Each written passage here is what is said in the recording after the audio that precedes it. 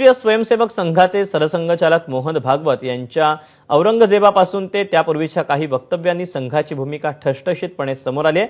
आता धर्म परिवर्तनाविषयी त्यांनी गंभीर चिंतन देशासमोर मांडलं। सगळे धर्म एकच आहेत तर मग धर्मांतराची गरज काय? मोहन भागवतांच्या या वक्तव्यानं सर्वांच्याच भुवया उंचावल्यात।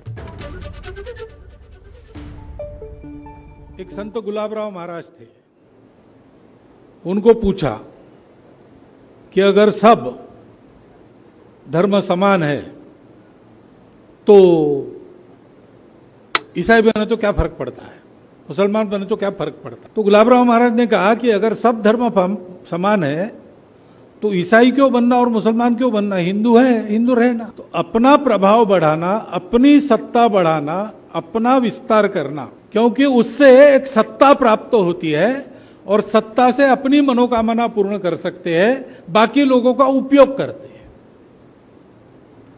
ये मनोवृत्ति जब आई तब ये मतांतरण सुरू हुआ।